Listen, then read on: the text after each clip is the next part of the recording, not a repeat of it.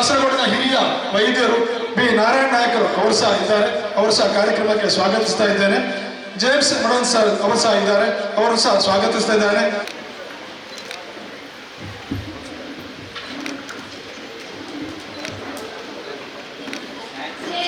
ಕನ್ನಡದ ದೀಪ ಹಚ್ಚೇವು, ಕನ್ನಡದ ದೀಪ ಕರುನಾಡ ದೀಪ, ಸಿರಿನುಡಿಯ ದೀಪ, ಒಲವೆತ್ತಿ ತೋರುವ ದೀಪ. ಹಚ್ಚೇವು ಕನ್ನಡದ ದೀಪ, ಹಚ್ಚೇವು ಕನ್ನಡದ ದೀಪ. ಬಹುದಿನಗಳಿಂದ ಮೈಮರೆಮೆಯಿಂದ ಕೂಡಿರುವ ಕೊಳೆಯ ಕೊಚ್ಚೇವು. ಎಲ್ಲೆಲ್ಲಿ ಕನ್ನಡದ ಕಂಪು ಸೂಸಲು ಅಲ್ಲಲ್ಲಿ ಕರ್ಣ ಚಾಚೇವು. ಬಹುದಿನಗಳಿಂದ ಮೈಮರೆಮೆಯಿಂದ ಕೂಡಿರುವ ಕೊಳೆಯ ಕೊಚ್ಚೇವು. ಎಲ್ಲೆಲ್ಲಿ ಕನ್ನಡದ ಕಂಪು ಸೂಸಲು ಅಲ್ಲಲ್ಲಿ ಕರ್ಣ ಚಾಚೇವು. ನಡುನಾಡೆ ಇರಲಿ ಗಡಿನಾಡೆ ಇರಲಿ ಕನ್ನಡದ ಕಲೆಯ ಕೆಚ್ಚೇವು. ಮರೆದೇವು ಮನವ ತೆರೆದೇವು ಮನವ, ಎರೆದೇವು ಒಲವ ಹಿರಿನೆನವ. ನರನರವನ್ನೆಲ್ಲ ಹೊರಿಗೊಳಿಸಿ ಹೊಸದು ಹಚ್ಚೇವು ಕನ್ನಡದ ದೀಪ, ಹಚ್ಚೇವು ಕನ್ನಡದ ದೀಪ. ಆದರೆ ಈ ಎಣ್ಣೆ ಇದೆಯಲ್ಲ, ಅಂದರೆ ಈಗ ಬೆಳಗ್ಗಿನ ಎಣ್ಣೆ ಬಗ್ಗೆ ಹೇಳ್ತಾ ಇದ್ದೀನಿ ನಾನು, ಸಂಜೆ ಎಣ್ಣೆ ಬಗ್ಗೆ ಅಲ್ಲ. ಆ ಎಣ್ಣೆ ನಿರಂತರವಾಗಿ ಒದಗ್ತಾ ಇರಬೇಕು ಅಂತ ಹೇಳಿ, ಆದರೆ ಈ ಥರದ ಕನ್ನಡ ಮನಸ್ಸುಗಳು ಬಹಳ ದೊಡ್ಡ ಸಂಖ್ಯೆಯಲ್ಲಿ ಇವತ್ತು ಸೇರಿದೆಯಲ್ಲ, ಇದು ಬಹಳ ಸಂತೋಷದ ವಿಷಯ ನನಗೆ. ನಾನು ಮಂಗಳೂರಿನವನು, ಹೆಚ್ಚು ದೂರದವನೇನಲ್ಲ. ಆದರೆ ಬಿಜಾಪುರ, ಬಾಗಲಕೋಟೆ, ಬೆಂಗಳೂರು, ಮೈಸೂರು ಅಂತ ಆ ಕಡೆಗೆ ಒದಗಿ ಹೋದವನು ನಾನು. ಒಂದು ವಿಷಯವನ್ನು ನಾನು ಈ ಸಂದರ್ಭದಲ್ಲಿ ನಿಮಗೆ ನೆನಪಿಸಲಿಕ್ಕೆ ಬಯಸ್ತೇನೆ. ನಾನು ಮಹಾರಾಷ್ಟ್ರ, ಜತ್ತ, ಆಂಧ್ರ ಪ್ರದೇಶದ ಭಾಗಗಳಿಗೆಲ್ಲ ಓಡಾಡಿದವನು ನಾನು, ಬಿಜಾಪುರ, ಬಾಗಲಕೋಟೆನಲ್ಲಿದ್ದಾಗಲ್ಲ. ಆ ಎಲ್ಲ ಭಾಗಗಳಿಗೆ ಹೋಲಿಸಿದರೆ ಈ ಕಾಸರಗೋಡಿನ ಭಾಗ ಇದೆಯಲ್ಲ, ಇದು ಸದಾ ಜೀವಂತ ಇರುವಂತಹ ಭಾಷೆ, ಕನ್ನಡದ ಒಂದು ನೆಲ ಇದು. ಇಲ್ಲಿಯ ಮಣ್ಣಿನಲ್ಲಿ ಆ ಕನ್ನಡದ ಇದಿದೆ, ಸತ್ವ ಇದೆ. ಹಾಗಾಗಿ ಅವರೆಲ್ಲರಿಗಿಂತ ಅಲ್ಲಿ ನಾನು ನೋಡಿದ್ದೀನಿ, ಅಲ್ಲಿ ಪರಿಸ್ಥಿತಿನ ಬೇವಣವಿರೋದವರಿಗೆ ಗೊತ್ತಿದೆ. ಆದರೆ ಈ ಭಾಗದಲ್ಲಿ ಬಹಳ ನಿರಂತರವಾಗಿ ನನಗೆ ಶಾಹಿದ್ ಅವರು ಹೇಳ್ತಾ ಇದ್ರು, ಮೊದಲೆಲ್ಲ ಮಲಯಾಳಂನಲ್ಲೇ ನಾವು ಆಸ್ತಿ ಕಾಗದ ಪತ್ರಗಳೆಲ್ಲ ಕನ್ನಡದಲ್ಲೇ ಬರಿತಾ ಇದ್ವಿ, ಈಗ ಮಲಯಾಳೀಕರಣ ಆಗ್ತಾ ಇದೆ ಅಂತ ಹೇಳ್ಬಿಟ್ಟು. ಆಸ್ತಿ ಪತ್ರಗಳಲ್ಲೆಲ್ಲ ಈ ಕ್ರಯ ಪತ್ರಗಳು ಇದೆಲ್ಲ ಈಗ ಹೆಚ್ಚಾಗಿ ಮಲಯಾಳಂನಲ್ಲಿ ಆಗ್ತಾ ಇದೆ ಅನ್ನುವಂಥದ್ದು. ಅಂದರೆ ಅದು ಒಂದು ಅಂತ ಹೇಳಿ ಅಲ್ಲ, ಈ ಥರದ ಕಾರ್ಯಕ್ರಮಗಳೆಲ್ಲ ಇವತ್ತಿನ ಅಧ್ಯಕ್ಷತೆಯನ್ನು ವಹಿಸಿರುವಂತಹ ಕಲ್ಕೂರ್ ಅವರೇ, ಅದೇ ರೀತಿ ಅವರ ಸಂಸ್ಥಾಪಕರು ಕೂಡ. ನನಗೆ ಭಾಳ ಖುಷಿ ಆಯಿತು ಯಾರು ಮಾಡ್ತಾ ಇದ್ದಾರೆ ಅದನ್ನು ಅಂತೇಳಿ. ನಾನು ಮೊನ್ನೆನೇ ಇನ್ವಿಟೇಷನ್ ಕಳಿಸಿದಾಗ ನೋಡ್ತಾ ಇದ್ದೆ. ನಾನೇನು ಅಂದ್ಕೊಂಡಿದ್ದೆ, ಕನ್ನಡ ಸಾಹಿತ್ಯ ಪರಿಷತ್ತು ಇವರು ಯಾರೋ ಮಾಡ್ತಾ ಇದ್ದಾರೆ, ಗಡಿನಾಡು ಅಭಿವೃದ್ಧಿ ಇವರು ಸೇರ್ಕೊಂಡಿದ್ದಾರೆ ಅಂತ ಅಂದ್ಕೊಂಡಿದ್ದೆ. ನೋಡಿದರೆ ಗಡಿನಾಡ ಕನ್ನಡ ರಾಜ್ಯೋತ್ಸವ ಅಂತ ಹೇಳ್ಬಿಟ್ಟು. ನಮಗೀಗ ಆ ಕಡೆ ಮುಖ್ಯ ರಾಜ್ಯೋತ್ಸವಕ್ಕಿಂತ ಈ ರಾಜ್ಯೋತ್ಸವಗಳು ಬಹಳ ಮಹತ್ವದ್ದು ಮತ್ತು ಬಹಳ ಹೆಮ್ಮೆ ತರುವಂಥದ್ದು ಅಂತೇಳಿ ನನಗೆ ಅನಿಸ್ತಾ ಇದೆ. BVG ಅವರು ಒಂದು ಮಾತು ಹೇಳ್ತಾರೆ, ಅಕ್ಕಿಯೊಳಗನ್ನವನು ಮೊದಲಾರು ಕಂಡವನು. ಅಕ್ಕಿನಲ್ಲಿ ಅನ್ನ ಮಾಡಿದ್ದು ಫಸ್ಟ್ ಯಾರು ಅಂತ, ಮೊದಲು ಯಾರು ಮಾಡಿದ್ದು? ಅಕ್ಕರದ ಬರಹಕ್ಕೆ ಮೊದಲಿಗನಾರು, ಅಕ್ಷರವನ್ನು ಮೊದಲು ಬರೆದವನು ಯಾರು? ಲೆಕ್ಕವಿರಿಸಿಲ್ಲ ಜಗತ್ತನ್ನಾದಿ ಬಂಧುಗಳ, ದಕ್ಕುವುದೇ ನಿನಗೆ ಜಸ ಮಂಕುತಿಮ್ಮ ಅಂತ ಒಂದು ಮಾತನ್ನು ಹೇಳ್ತಾರೆ.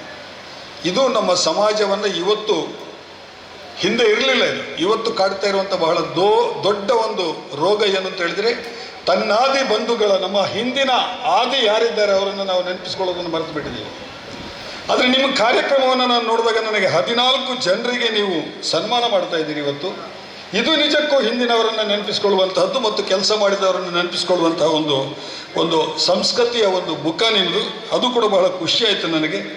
ಇಂತಹ ಗುರುತಿಸಿ ಗೌರವಿಸುವಂತಹ ಪರಂಪರೆ, ಅದು ಕನ್ನಡದ ಪರಂಪರೆ, ಅದನ್ನು ನೀವು ಬಿಟ್ಟಿಲ್ಲ, ನೀವು ಮುಂದುವರಿಸ್ಕೊಂಡು ಹೋಗ್ತಾ ಇದ್ದೀರಿ ಅನ್ನೋದು ಬಹಳ ಸಂತೋಷದ ವಿಷಯ.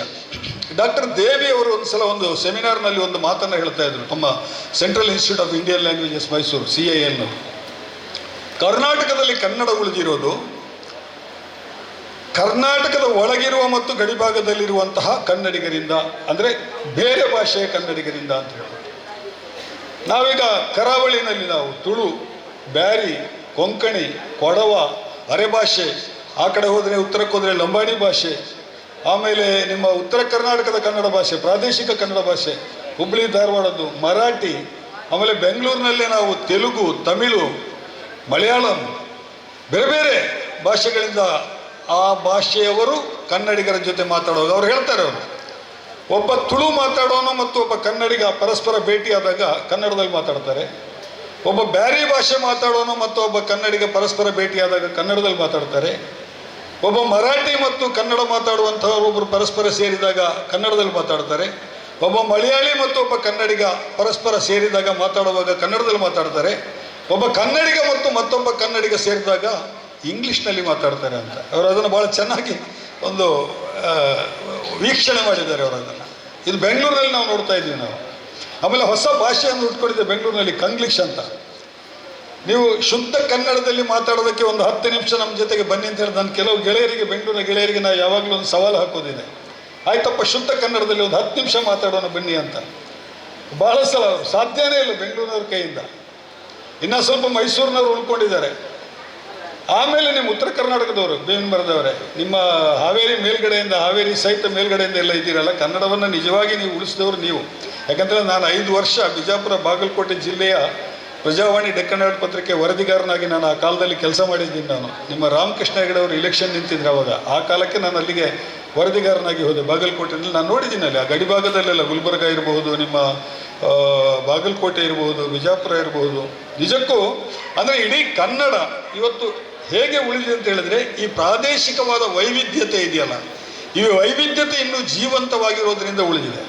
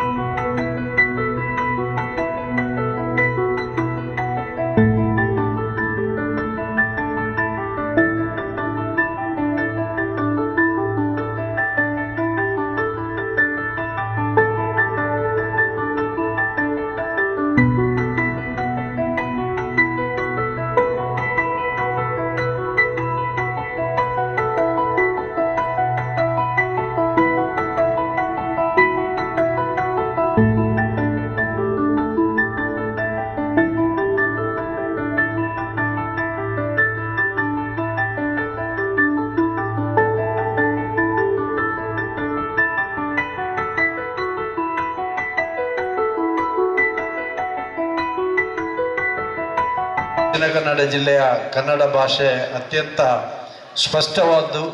ಇವತ್ತು ಮೈಸೂರಿನವರಿಗೆ ನಮ್ಮದು ಸ್ಪಷ್ಟ ಕನ್ನಡ ಅಂತ ಹೇಳಲಿಕ್ಕೆ ಆಗಲಿಕ್ಕಿಲ್ಲ, ಬೆಳಗಾವಿನವರಿಗೆ ನಮ್ಮದು ಸ್ಪಷ್ಟ ಕನ್ನಡ ಅಂತ ಹೇಳಲಿಕ್ಕೆ ಆಗುವುದಿಲ್ಲ, ಬೆಂಗಳೂರಿನವರಿಗೆ ಆಗುವುದಿಲ್ಲ.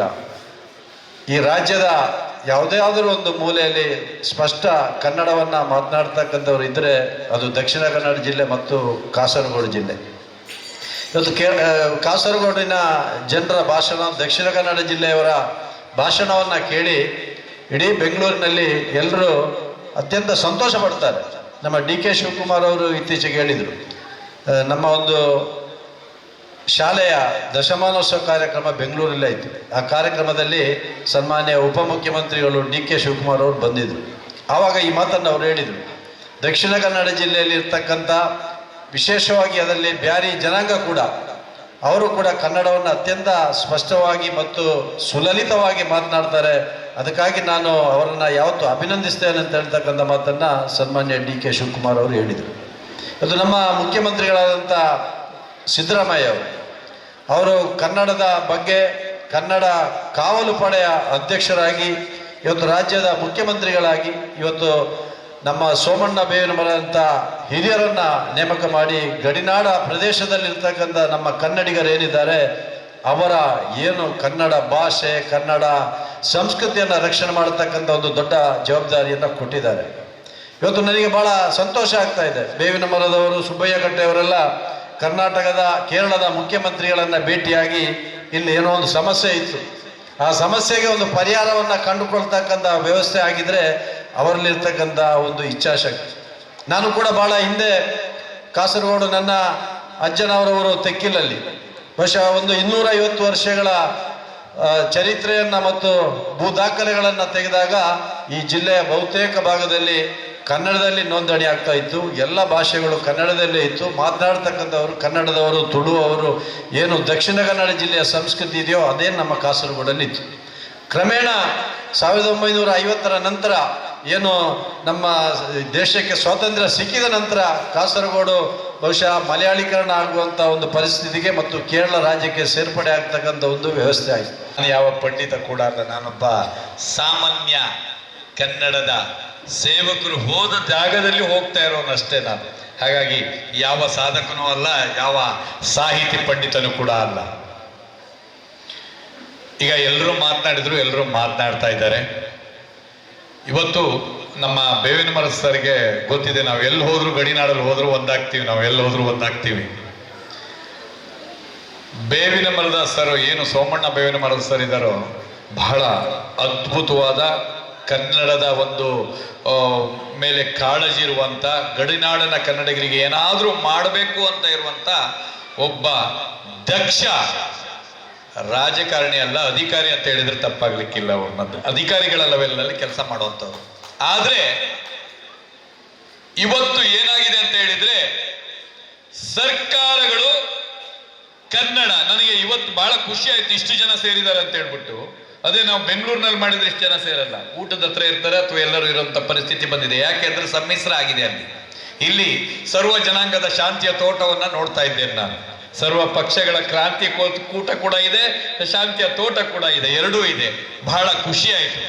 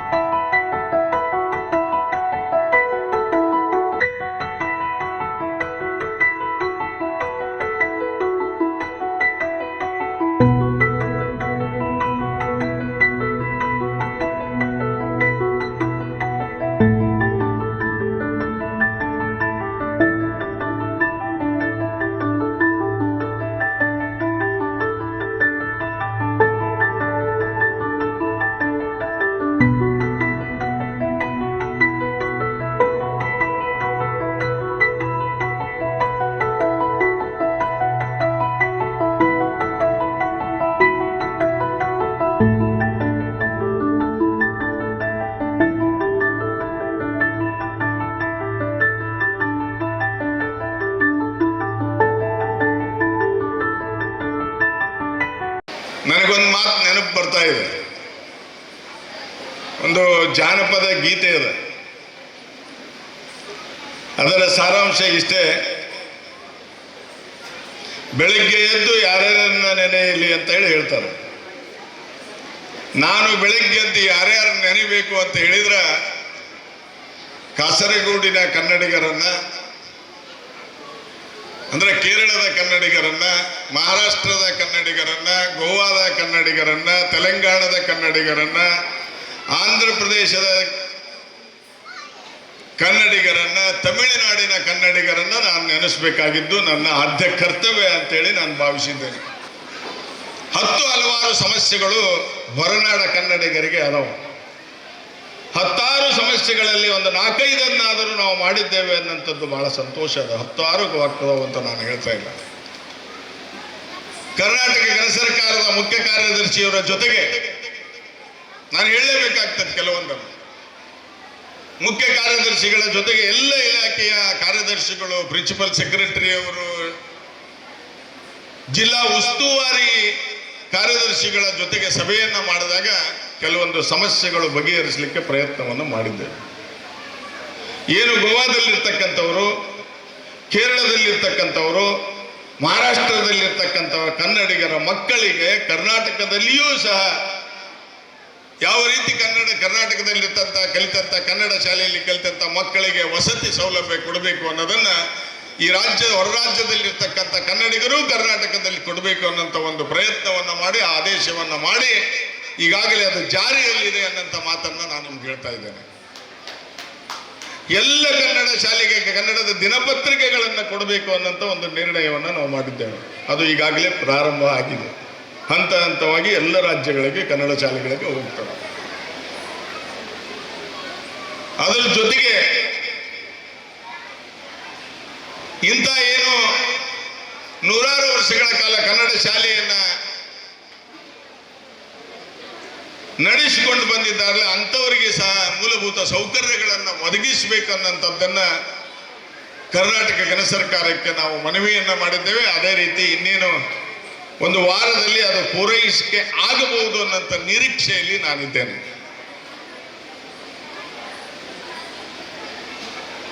ಅದರ ಜೊತೆಗೆ ಏನು ಕನ್ನಡ ಶಾಲೆಗಳಿಗೆ 1ನೇ ತರಗತಿಯಿಂದ 10ನೇ ತರಗತಿವರೆಗೆ ಯಾರು ಸಂಪೂರ್ಣವಾಗಿ ದಾಖಲಾತಿ ಇರ್ತೈತಿ, SSLCಗೆ ಅವರು ಸರ್ಟಿಫಿಕೇಟ್ ತೆಗೆದುಕೊಳ್ಳೋ ಪ್ರಮಾಣ ಪತ್ರವನ್ನು ತೆಗೆದುಕೊಳ್ಳುವಾಗ 1ನೇ ತರಗತಿಗೆ ಏನು ಅಡ್ಮಿಷನ್ ಮಾಡಿಸಿರ್ತಾರಲ್ಲ ಆ ಮಕ್ಕಳಿಗೆ ಒಂದು ಮೊತ್ತವನ್ನು ಇಟ್ಟು 10ನೇ ತರಗತಿಯವರೆಗೆ ಅದರ ಬಡ್ಡಿ ಸಮೇತ ಅವರಿಗೆ ಕೊಡುವಂತ ಒಂದು ಒಳ್ಳೆಯ ಸಂದೇಶವನ್ನು ಕೊಡಬೇಕು ಅಂತ ನಾವು ಮಾಡ್ತಾ ಇದ್ದೇವೆ. ಅವರು ನಿಜವಾಗೂ ಕೂಡ ಸಮರ್ಥವಾಗಿ ಅನೇಕ ವಿಷಯಗಳನ್ನು ಮಂಡನೆ ಮಾಡಿ ಮಾತನಾಡಿದ್ದಾರೆ. ನಾವೇನೇ ಮಾತಾಡಿದರೂ ಕೂಡ ಅದು ಅನುಷ್ಠಾನಕ್ಕೆ ಬರಬೇಕು ಅಂದರೆ ಬೇವಿನ ಮರದ ಅವ್ರನ್ನೇ ಹಿಡ್ಕೋಬೇಕು ನೀವು. ಅವ್ರು ಬಿಟ್ಟರೆ ಇನ್ಯಾರು ದಾರಿ ಇಲ್ಲ. ಅವರಿಗೆ ಶಕ್ತಿಯಾಗಿ ನಾವು ನಿಲ್ತೇವೆ.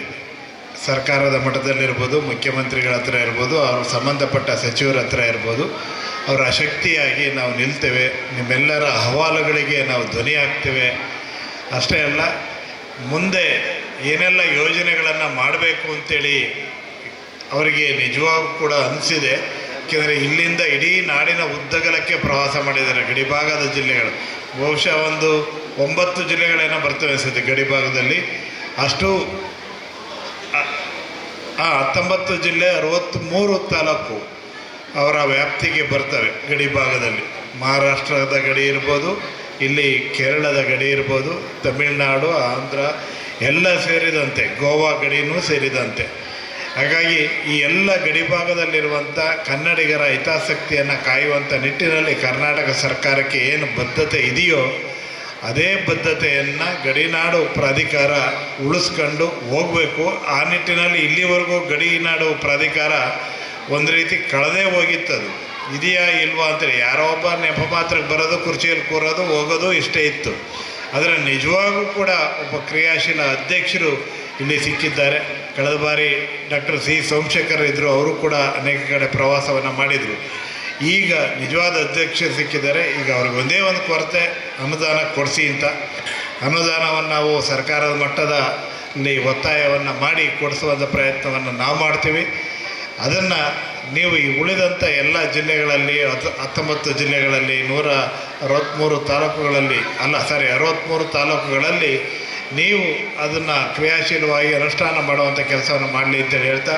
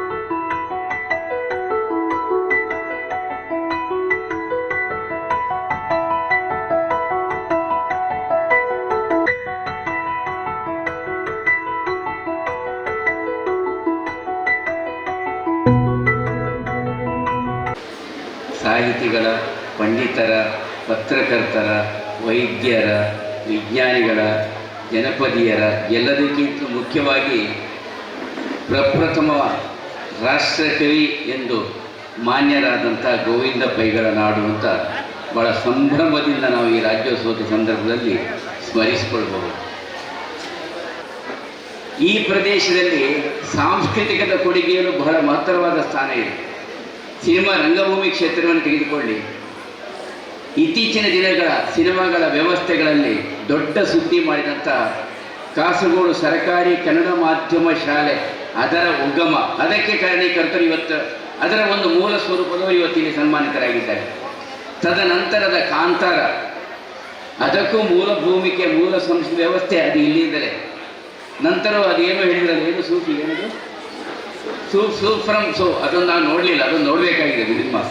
ಅಂದರೆ ಎಲ್ಲದಕ್ಕೂ ಇದು ಮಿಗಿಲಾದದ್ದು. ಇವತ್ತು ನಮ್ಮ ಜೊತೆ ನಮ್ಮ ಪತ್ರಕರ್ತರ ಸಂಘದ ಅಧ್ಯಕ್ಷರಿದ್ದಾರೆ. ಕೆಲವರ ನಾವು ಒಟ್ಟಾಗಿ ರಾಜ್ಯೋತ್ಸವ ಪ್ರಶಸ್ತಿ ಅಂತ, ನಾನು ಸಾಹಿತ್ಯ ಪರಿಷತ್ನ ಅಧ್ಯಕ್ಷನಾಗಿದ್ದಾಗ ಜಿಲ್ಲಾ ರಾಜ್ಯೋತ್ಸವ ಪ್ರಶಸ್ತಿ ಅಂತ ಆರಂಭ ಮಾಡಿ. ಇದು ಯಾಕೆ ಹೇಳ್ತೇನೆ ಅಂತ ಹೇಳಿದರೆ, ಸಾಹಿತ್ಯ ಅಂದರೆ ಕೇವಲ ಕವನ ರಚನೆಗಳು, ಪದ್ಯ ರಚನೆಗಳು ಮಾತ್ರ ಅಲ್ಲ. ಅಡಿಗೆ ಮಾಡುವ ವ್ಯವಸ್ಥೆಯಿಂದ ಮೊದಲುಗೊಂಡು ಸುಬ್ರಹ್ಮಣ್ಯನ ರಥ ಕಟ್ಟುವಂಥ ಚಿಂತನೆ ತನಕ, ಇನ್ನು ಕೃಷಿ ವ್ಯವಸ್ಥೆಯಲ್ಲಿ ಓಟದ ಕೋಣಗಳನ್ನು ಸಾಕುವುದರಿಂದ ಹಿಡಿದು ಅಲ್ವಾ, ಇದು ಎಲ್ಲದರ ವ್ಯವಸ್ಥೆಯ ತನಕ ಎಲ್ಲ ವಿಭಾಗಗಳನ್ನು ಒಳಗೊಂಡಂತೆ ಬದುಕಿನ ಸಾಹಿತ್ಯದ ವ್ಯವಸ್ಥೆ ಮನುಷ್ಯನನ್ನು ಮನುಷ್ಯನಾಗಿರಿಸುತ್ತದೆ.